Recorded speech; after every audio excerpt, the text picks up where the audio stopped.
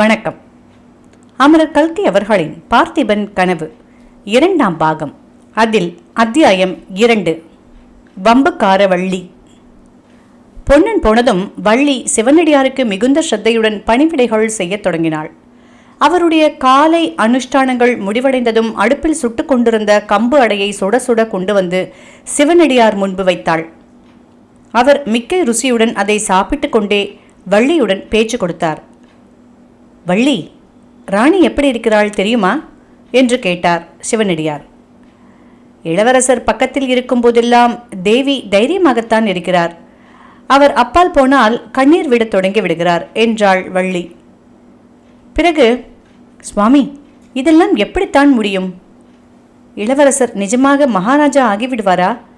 அவருக்கு ஏதாவது நேர்ந்துவிட்டால் ராணி பொறுக்க மாட்டாள், உயிரையே விட்டு விடுவார் என்றாள். எனக்கு என்ன தெரியும் அம்மா, கடவுளுடைய சித்தம் எப்படியோ அப்படித்தான் நடக்கும். உனக்கு தெரிந்தவரை ஜனங்கள் என்ன சொல்லிக் கொண்டிருக்கிறார்கள்? ஜனங்கள் எல்லோரும் இளவரசர் பக்கம்தான் இருக்கிறார்கள். பல்லவ அதிகாரம் ஒழிய வேண்டுமென்றுதான் ஆசைப்படுகிறார்கள்.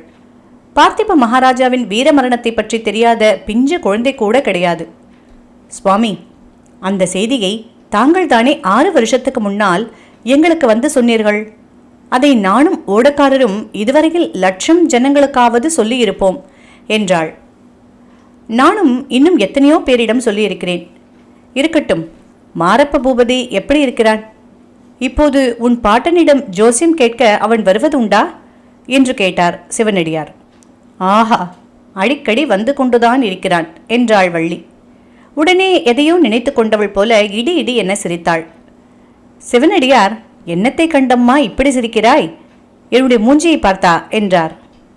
இல்லை சுவாமி, மாரப்ப பூபதியின் ஆசை இன்னதென்று உங்களுக்கு தெரியாதா? காஞ்சி சக்கரவர்த்தியின் மகளை இவன் கட்டிக்கொள்ளப் போகிறானாம். கல்யாணத்துக்கு முகூர்த்தம் வைக்க வேண்டியதுதான் பாக்கி என்றாள். சிவனடியார் முகத்தில் ஒரு வினாடி நேரம் இருண்ட மேகம் படர்ந்தது போல தோன்றியது. உடனே அவர் புன்னகையை வருவித்துக் கொண்டு, ஆமாம், உனக்கென்ன அதில் அவ்வளவு சிரிப்பு என்று கேட்டார். சக்கரவர்த்தியின் மகள் எங்கே? இந்த பேதை மாரப்பன் எங்கே? உலகத்தில் அப்படி ஆண் பிள்ளைகளே அற்று போய்விடவில்லையே. நரசிம்ம பல்லவரின் மகளை இந்த கோழை பங்காளிக்கு கொடுப்பதற்கு என்றாள் வள்ளி. ஆனால் உன் பாட்டன்தானே மாரப்பனை இப்படி பைத்தியமாய் அடித்தது வள்ளி. இல்லாத பொல்லாத பொய் ஜோசியங்களை எல்லாம் சொல்லி என்றார் சிவனடியார். அப்படி சொல்லியிராவிட்டால் அந்த பாவி என் பிராணனை வாங்கியிருப்பான் சுவாமி. போகட்டும், சக்கரவர்த்தியின் குமாரி ரொம்ப அழகாமே, நிஜந்தானா? நீங்கள் பார்த்திருக்கிறீர்களா என்று வள்ளி ஆவலுடன் கேட்டாள். சிவனடியார் புன்னகையுடன், பார்த்திருக்கிறேன் அம்மா, பார்த்திருக்கிறேன். ஆனால் அழகை பற்றி எனக்கு என்ன தெரியும்? நான் துறவி என்றார்.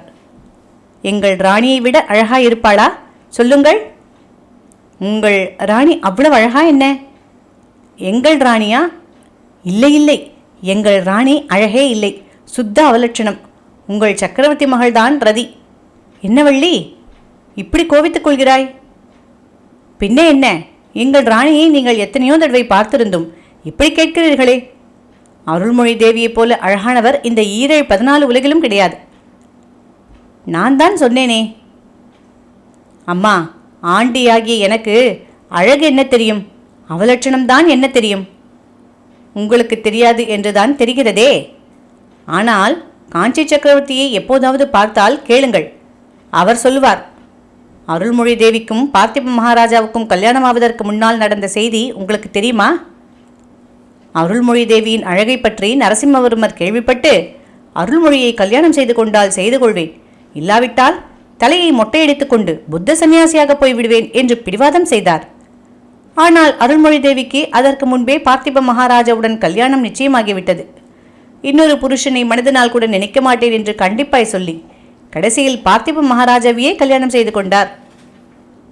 சிவனடியார் முகத்தில் மந்தகாசம் தவழ, ஆமாம் அம்மா, நரசிம்மவர்மர் அப்புறம் என்ன செய்தார்? தலையை மொட்டையடித்துக் கொண்டு பௌத்த பிக்ஷு ஆகிவிட்டாரா என்று கேட்டார். ஆண் பிள்ளைகள் சமாச்சாரம் கேட்க வேண்டுமா சுவாமி? அதிலும் ராஜாக்கள் சக்கரவர்த்திகள் என்றால் மனது ஒரே நிலையில் நிற்குமா? அப்புறம் அவர் பாண்டிய ராஜகுமாரியை கல்யாணம் செய்து கொண்டார். இன்னும் எத்தனை பேரோ யார் கண்டது? நான் மட்டும் ராஜகுமாரியை பிறந்திருந்தால் எந்த ராஜாவையும் கல்யாணம் செய்து கொள்ள மாட்டேன். அரண்மனையில் 10 சக்களத்திகளோடு இருப்பதை காட்டிலும் கூரை குடிசையில் ஒருத்தியாய் இருப்பது மேலில்லையா? சிவனடியார் கலகலவென்று சிரித்தார். நீ சொல்வது நிஜம்தான் அம்மா. ஆனால் நரசிம்மவர்மன் நீ நினைப்பது போல் அவ்வளவு பொல்லாதவன் அல்ல என்றார். இருக்கட்டும் சுவாமி, அவர் நல்லவராகவே இருக்கட்டும். அவர்தான் உங்களுக்கு ரொம்ப வேண்டியவர் போலிருக்கிறதே. ஒரு காரியம் செய்யுங்களேன். சக்கரவர்த்தியின் மகளை எங்கள் இளவரசருக்கு கல்யாணம் செய்து வைத்து விடுங்களேன்.